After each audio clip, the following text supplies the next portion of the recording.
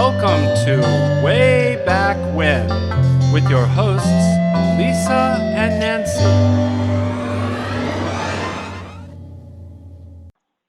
Hey everybody, welcome to Big Blend Radio's Family History Show. It's part of our Way Back When history shows. We're your hosts, Nancy Reed and Lisa Smith, the mother-daughter travel team and publishers of Big Blend Radio and TV magazine, as well as Parks and Travel magazine. You can see them all on bigblendmagazines.com. Well, you know, usually our family history shows air with Miss Holly Hansen, the Gen teacher and president of Family-History-Expos.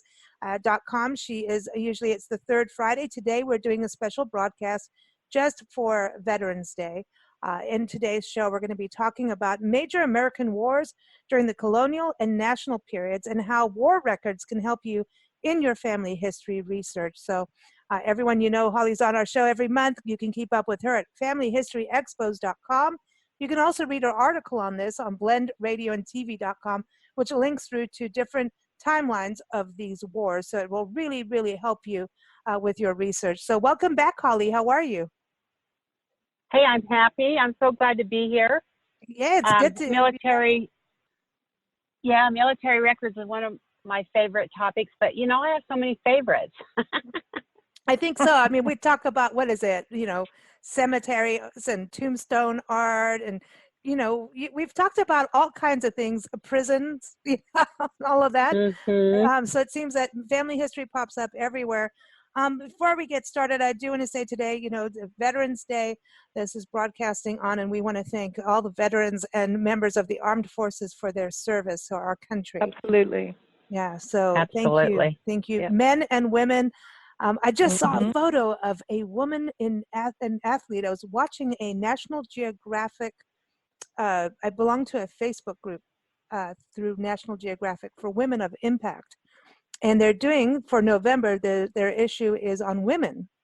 And so they had photos of the very first African tribes. And it was a Zulu photo of a Zulu man and woman. It was the first woman captured in the 1800s on film. And so it starts with this, and they start showing, there was a big address, an event I was watching last night, and they were showing, the editor-in-chief was showing women through the ages, and it got to now. And here's this woman in training carrying an over 200-pound man uphill as part of her military training. Wow. And I'm like, you go, girl, you are power. You know, and she had a tattoo on her leg, and it was like, the fire is in me, even if the fire around me is out, the fire is always in me. And something like that, you know. Wow. And I'm like, Mhm. you go, girl. So we got to give power to the women out there and the veterans in our armed Absolutely. forces. For So, sure. yeah, Absolutely. that's amazing. So, you know, this is interesting. The major American wars, you talk about this in your article and give these timelines. And Holly, like, I didn't realize, like, I know, you know, we think about the Revolutionary War and, you know, the Civil War, but there's so many wars that this country is involved in, not only on the land here, but overseas. And these timelines are like, they're incredible to me. Now I'm like, I didn't even know this war was going on, you know?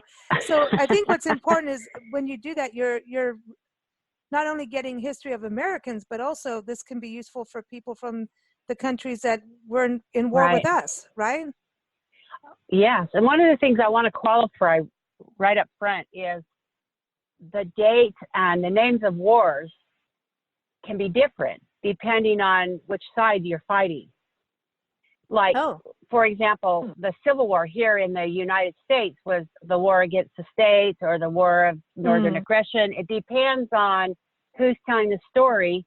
And like for the Civil War, there's a specific date that we claim when the shot was fired in South Carolina. But in other wars, like World War II, it was going on in Europe for years before America joined, you know, the United States joined the effort. So, so as you look at these timelines and you see dates, be really thoughtful. You know, you go, oh, I always thought it was a different date. Well, maybe you're right, because depending on which historian's writing the story, it could have started at a different time and then other people come into it. Does that make sense?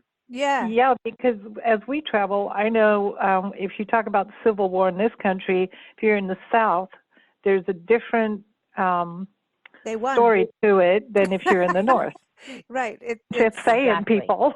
I know. Well, flags are different, right? And I mean, it's still, we still kind of have Mhm. that presence of that going on a little bit, just that Mhm. and it takes time. And so it's interesting. I wonder through family history if it could help bridge the gaps between cultures, when you start to do this research and start to understand all sides. Because Here, you make a good point that we've been in wars since the beginning of man. Well, people just Yeah. don't seem to be able to exist peacefully. It just seems to be something that we haven't attained that yet. Haven't got to that level Right. yet. Yeah, right. unfortunately. Mm-hmm. Yeah. It is, I hate war. And it's Yeah. astounding to me that generation after generation continues to try it. Yeah. It's like, yeah. And the fact that it's done over and over again, all over the world, with all kinds of different weapons and reasons and excuses, it doesn't change anything because we're still at No. war. Mm. yeah, it's wicked, it's awful, and destructive.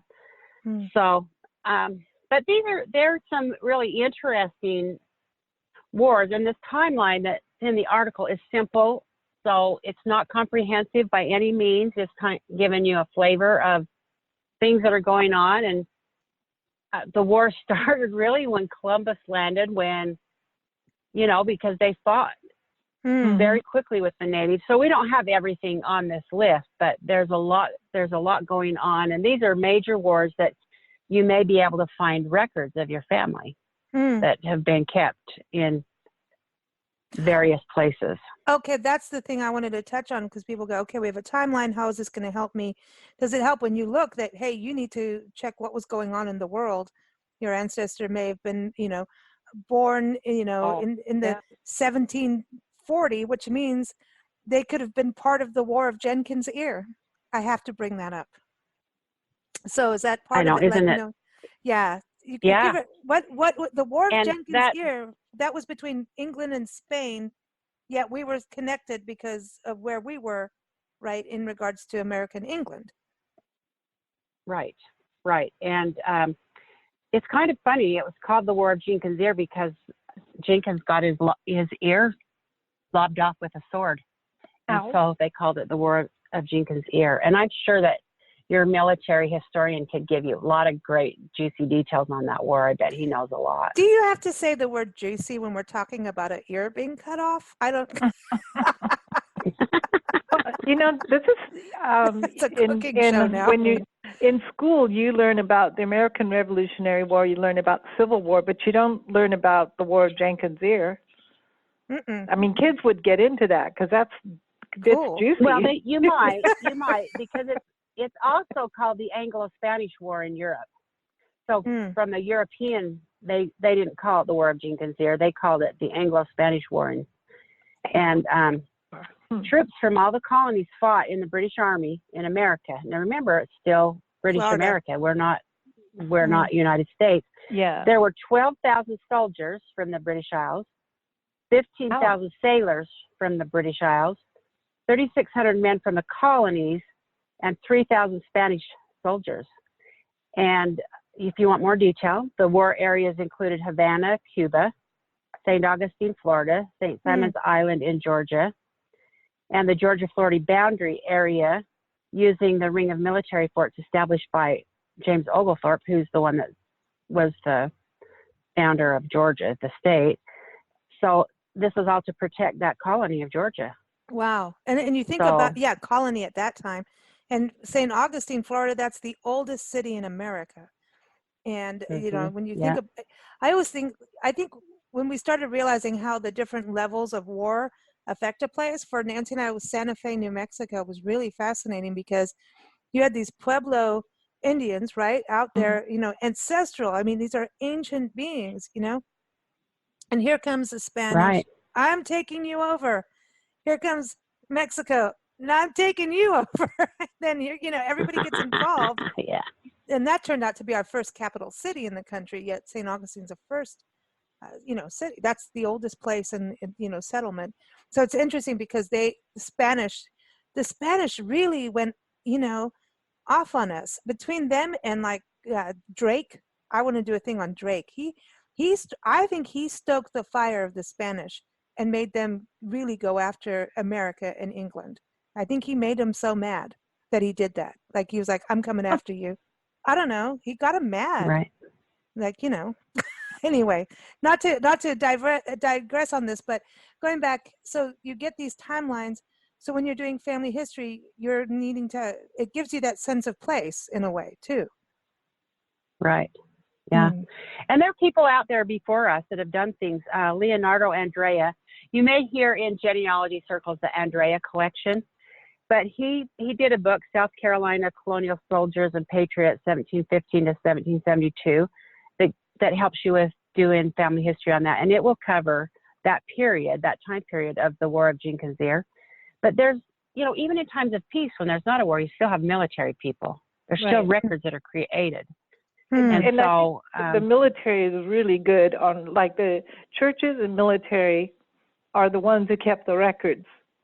Right. Exactly. And then your family Bible might have, I remember my grandmother's Bible had every child that was ever born. She wrote that in the pages. Really? At the front of the Bible. Yeah. Mm-hmm.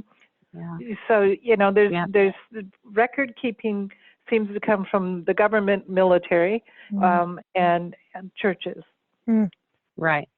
Well, now I'm wondering, we just, as you know, lost a really dear friend of ours. And in writing the obituary, I started to realize that what we were doing was keeping family history by the obituary. And I was thinking of you the whole time, Holly.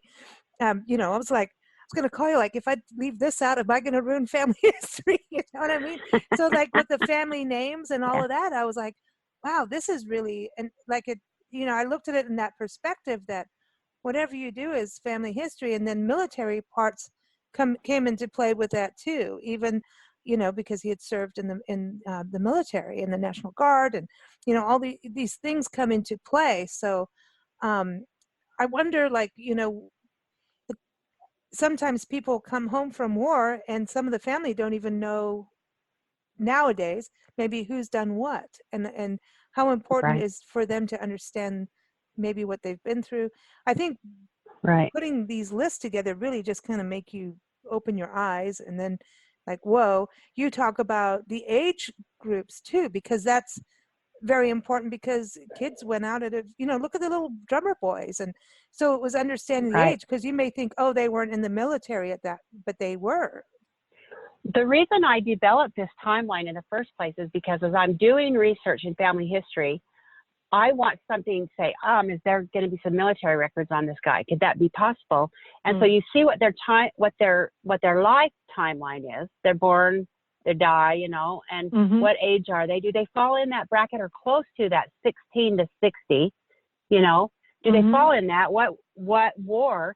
And then I have a list of books that tell me about those specific wars, that I can then go look and see if my guy's there, if he's the right age and the right time for this. And so one of the reasons I created the timeline, well, it's fascinating anyway. It's fascinating history. But this is a tool to help me find records. I go, I'm stumped on this person, but you know what? They were alive during the War of Jenkins Ear. What's available to search? But this is really interesting.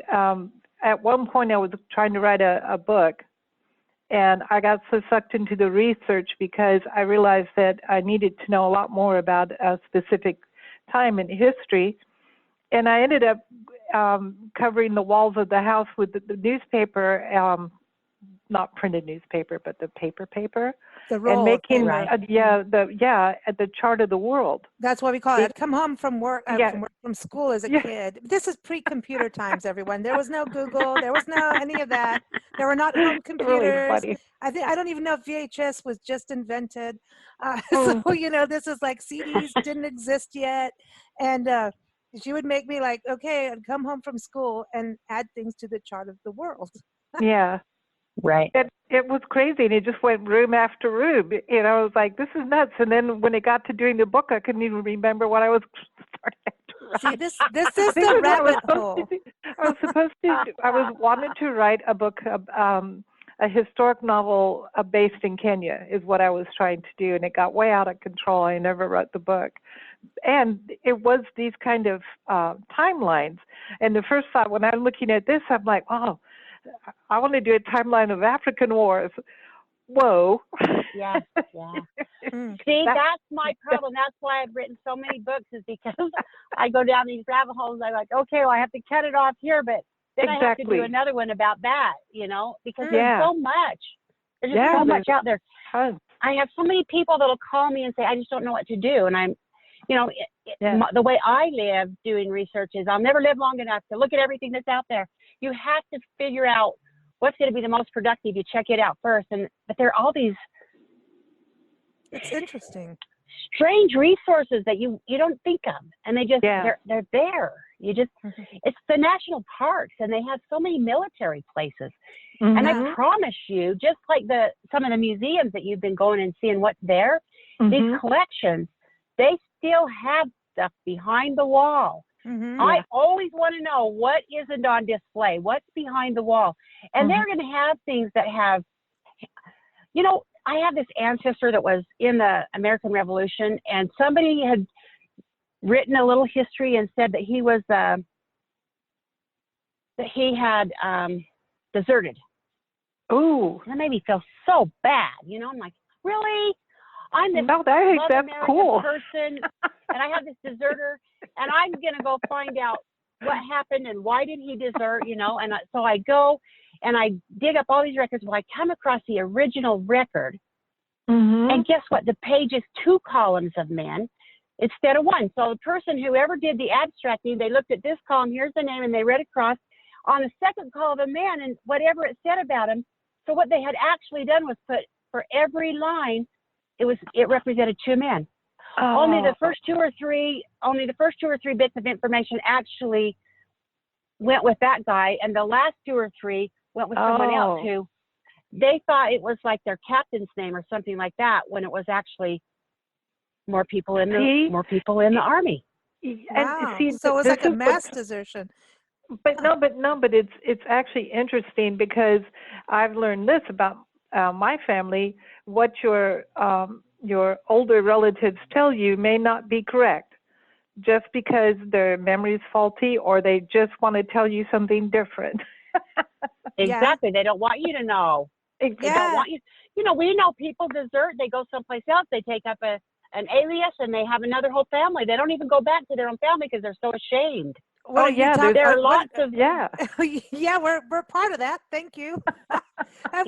Well, see, but I found out my deserter wasn't a deserter. And so all over the internet, if you look him up, you're going to find everyone thinks he was, but he really wasn't. I have to write his story now, because he deserves to have the truth out there.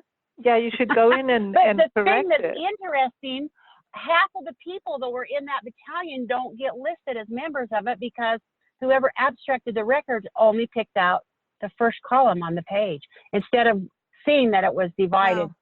And those old handwritten records, you know, they didn't have a lot of paper. They didn't have a lot of time, and they tried to stuff as many things as they could on a little piece of paper.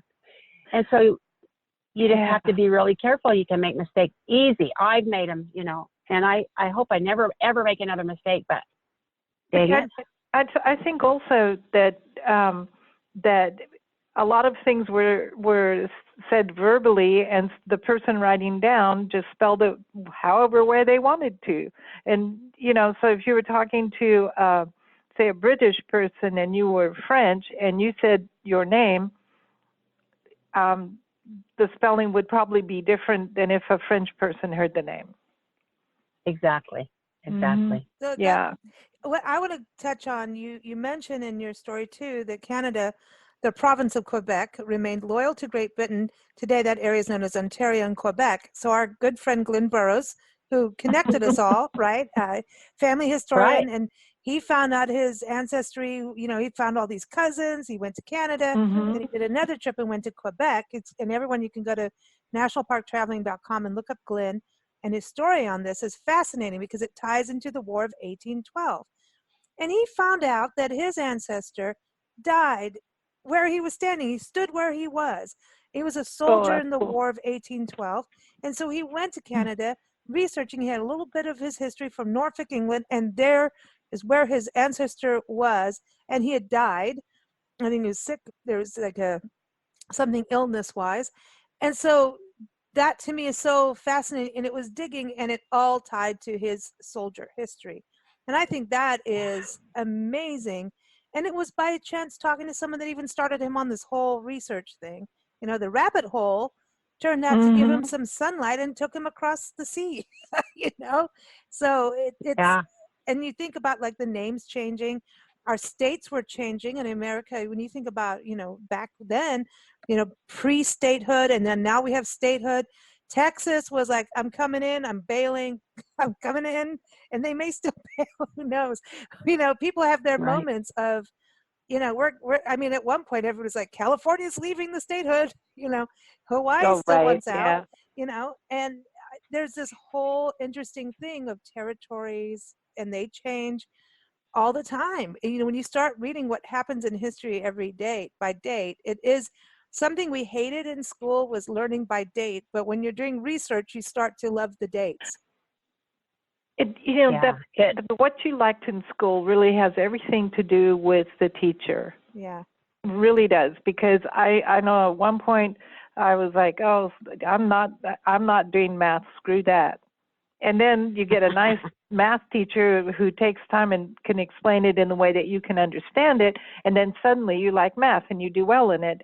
And history is definitely right there with a boring history teacher is the worst teacher of all. Of all. It is, right. Because it's taking your history and making you not interested. So history teachers, come on. No, but I think family history is a way, when you know it's a connection to you, you get interested real fast. And this is what I think is so cool, Holly, with everything, is all these conversations we've had with you. It's like you start to realize that this is, it's almost like they should have family history classes in school, don't you think? I think they should. I've done some where I've gone to schools, and there are people that really try hard to get that picked up. And there are some teachers that really, oh yes, come and talk to us. And, you know, I've had a lot of opportunity, but I think I mentioned before that I had this big pedigree chart on my door in my kitchen when my kids were growing up. And they'd come home and say, oh, I hate social studies, you know, and I'm like, what are you guys talking about? And then I'd take them over and I'd say, here you are, and here's mommy, and here's grandma, and here's great-grandma, you know, and we'd go back to that time period. And between me and my husband, we cover the America and the British Isles, you know. I mean, my family goes back to Jamestown and to the Mayflower, and my husband's family covers Germany and all of Europe. So we could talk about anything and make it connect to them. And they'd go back to school and say, well, my grandpa fought in that war, you know, or whatever. And so it was important to me when I'd see someone living in a time period that my children was struggling with the studying, I'd go work on that area and see what I could learn and make it personal for my kids. And they learn to love it. And that's the thing with history. It is personal. You just don't know it. And then, because you haven't taken the steps to find out where you put the puzzle pieces together, find out where you belong in that history. Once you understand you belong in that history somewhere, then it becomes interesting. You own it. You own it. And you're part of the war then in that way. You know, I look at also this list of wars, the Cherokee disturbances and removal, you know, how they named that. I don't even want to get started on that, but I do. But it talks about the different states today. You can follow it on the Trail of Tears. Alabama, Georgia, North Carolina, and Tennessee, and Kentucky's got a little part of it as well. So there's a Trail of Tears, National Historic Trail, and when you read about what these families went through, having to walk on foot, you know, that's terrible. Here comes the U.S. Army, like, you're going to be moving, you know, the military. And so their family records, when you go and you understand that this is a time frame, and at that point, where do you go? I mean, the national parks, because they have all these historic sites, they've preserved, graveyards, they've preserved battlefields, they've done Mm-hmm. a lot of that. But when you look at things like this for Native American history, I think we almost have to immediately go to the wars for Native American history. I hate to say it, but it's true, unless you go to places It's also the with churches, pueblos. because the churches, the war, Yeah. the military, and the churches, they were always trying to Christianize them, and so they And cut did their all hair. kinds of things. And you'll see the Moravians, it's all written in German, but tons of records of those early people. You would think, oh, that's so early, there wouldn't be records, but there are. Mm.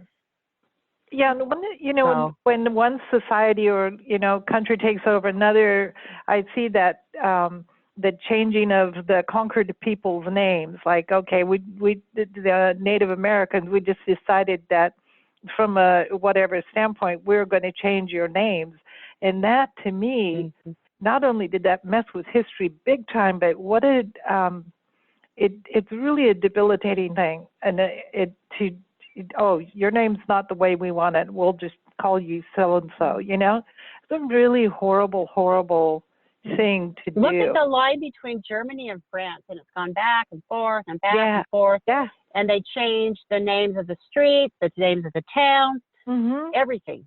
And Yeah. I mean, it's the names of the people. It really is. Look at Ireland and Scotland. Yeah. And even Ireland and Northern Ireland, England and Wales, everything. Yeah. And they have, if you're Catholic, you have an alias. You have to go. It depends on the reigning monarchy, what religion is correct. Yeah. If you can be, okay, the monarch changes, so now your marriage is no longer legal because you're Church of England instead of a Catholic. I mean, it's very interesting to see how all of that works. It affects people. They'll go underground, and then when the political atmosphere changes, they come back out. You have to know that what the names are that are related to each other, because they change their name. And I have some books on that too, where if you're this in Scotland, you're this name in Ireland, and it's fascinating. And it's like today, we know who people are that are in our neighborhood. If you've lived in a neighborhood for very long, you know, oh, that, her dad, she lives 3 houses down, that's her dad, but she has a different name. We know those things, and we don't tell everybody, oh, that's, he's her dad or anything. You just know it.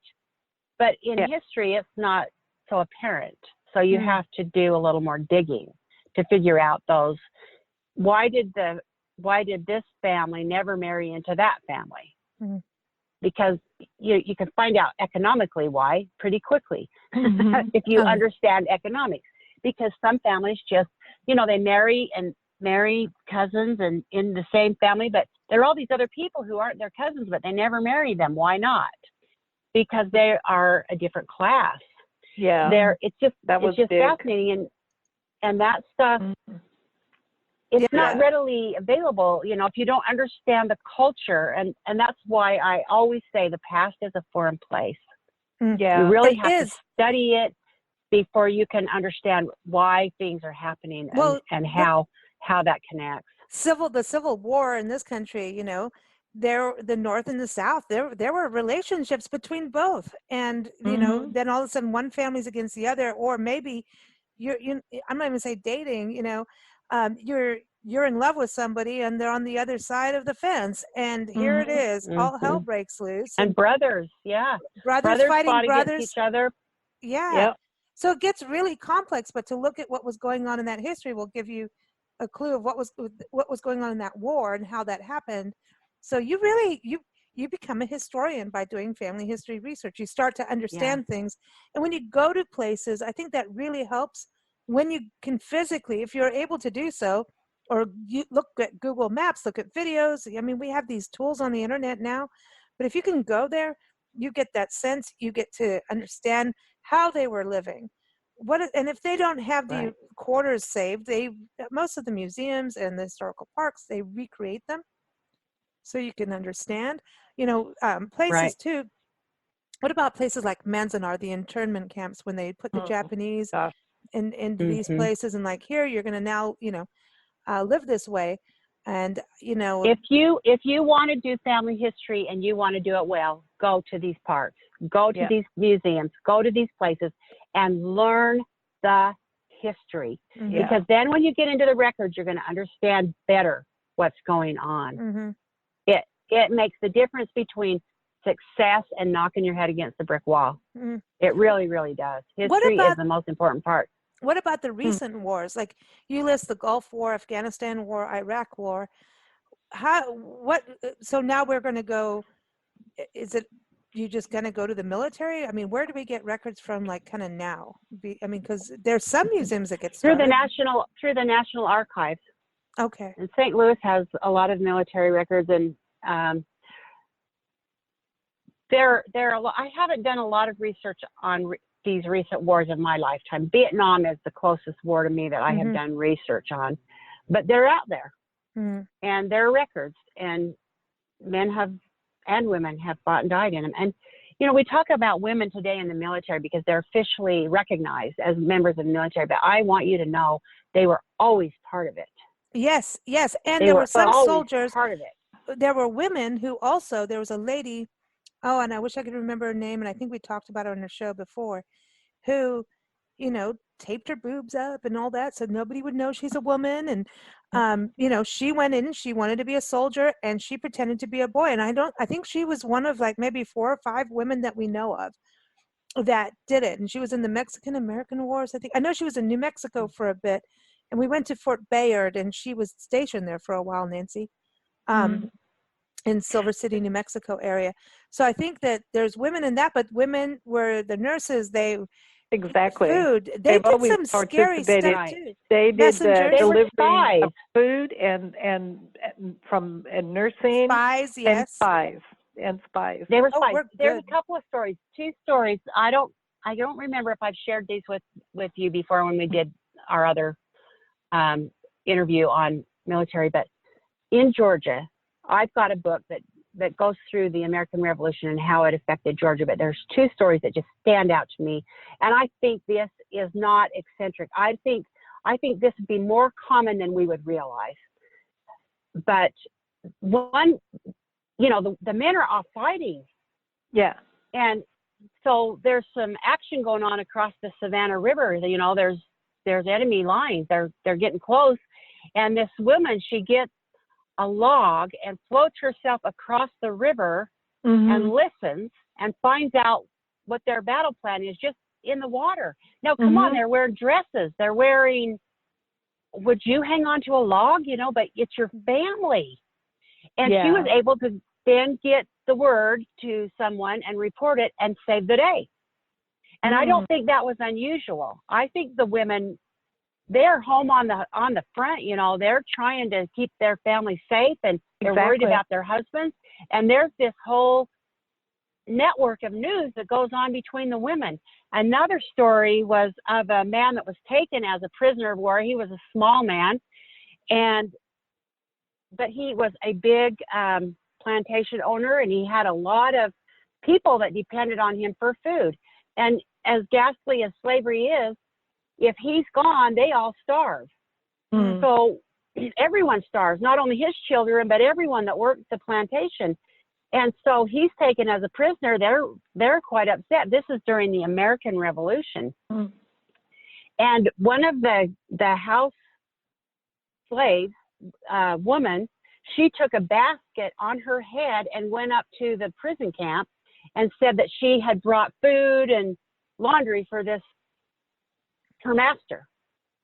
And they let her in. And she took all the stuff out of the basket and stuck him in the basket and put a layer of clothing back on top of him and walked out, and she helped him escape.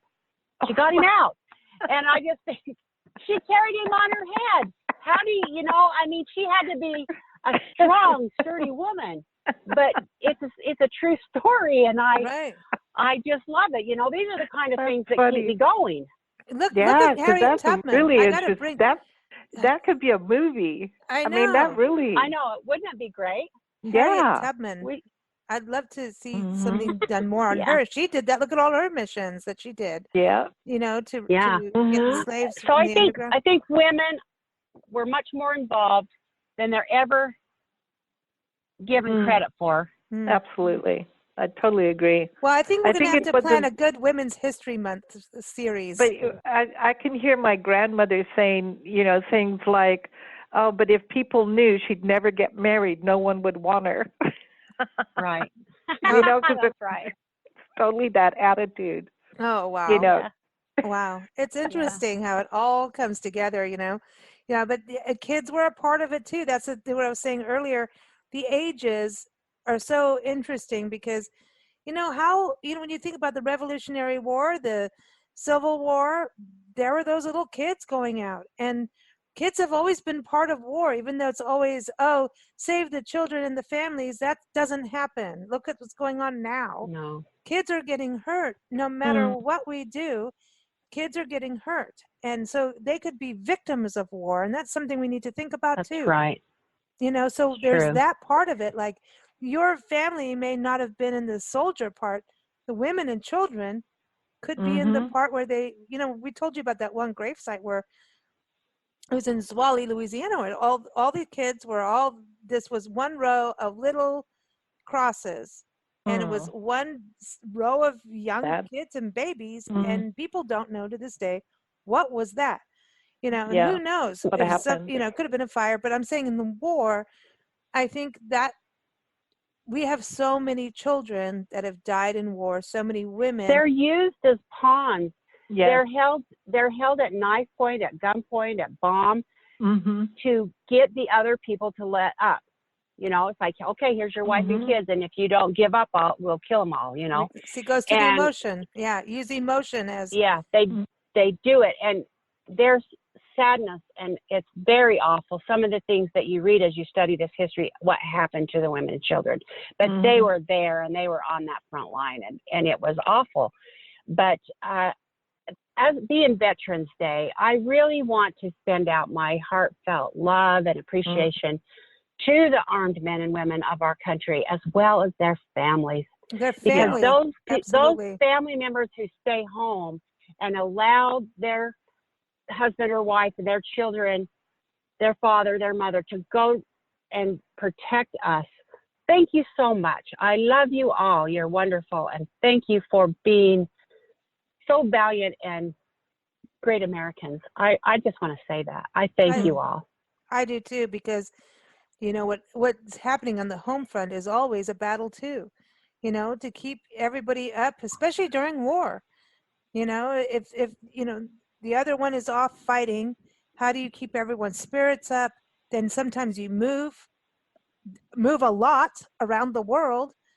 I think that does teach kids things though. And so I think the whole family, it's important. And I think that is oftentimes we thank a veteran, but we should thank, the spouse, the children for being part of that. Everybody should be. I think you're very right about that. I think that's possibly sometimes the gap that we have between civilians and military, is that we don't look at it as a family unit. I think that could be it. And because they come and go, which they have to, but we should treat them community. You could be community for a day. As travelers, we'll be in a community, and you respect, you give to the community. They give you something back. There's that community. I believe communities are created spontaneously, as we go through life. And so there's community that you're a resident of, but there's communities that are business. There's communities that you may be in war with, so that's kind of how I look at it. And I think we should look at it as community. Those who serve. Well, I live here in Utah, close to Hill Air Force Base, and we see a lot of military men and women here, and they're very respected. And I see it almost on a daily basis when I go to town. They're in their uniform, and someone will thank them. That's cool. It's really heartwarming for me to see that kind of respect for our military. Yeah. So. Yeah, these little timelines are just the beginning, a scratch of the surface, but they're so fun. There's a lot of good information. So I hope it'll help everyone. Yeah, as you get going on your research. thank you so much, Holly. I think it does help. I think You so. know? You opened my eyes. I was like, dude, Well, she did the especially when chart you of the get world. confused, because things happen, and then you give up. Instead of giving up, you can go look at that and go, okay, wait a minute. Like, I never thought of the border of this country changed. I've been looking in this country and was actually at that time over there a different country name. Yeah, this is awesome. It Right. gives everybody a basis to work off of. Everyone, again, you can see the articles and timelines up on blendradioandtv.com. You'll see Holly featured there as an expert on the pages, so check that out. You can see her on an expert page, or just type in Holly and or type in family history, and you'll find her on Blend Radio and TV. And it's also featured in the November-December issue of Big Blend Radio and TV magazine.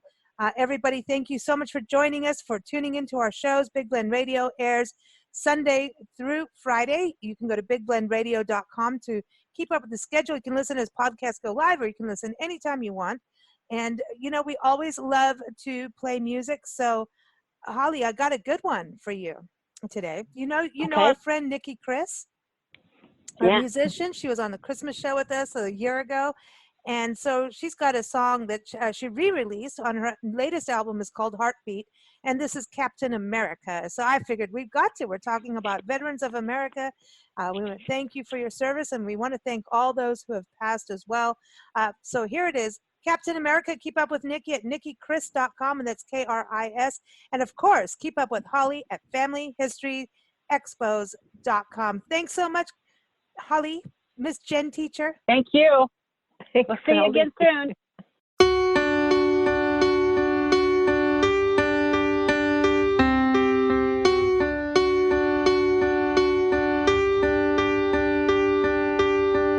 See the boy turn quickly into a man, wants to do what's right, the best that he can.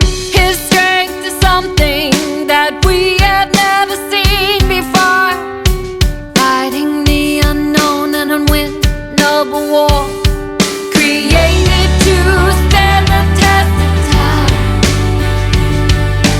Soldier who could get behind enemy lines. He believes that peace will find a way. Where's Captain America to save today?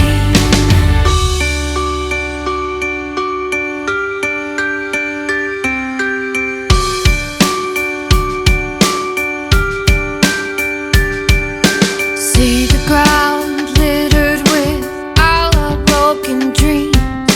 Can we all step aside and wipe the slate clean? We keep reliving a history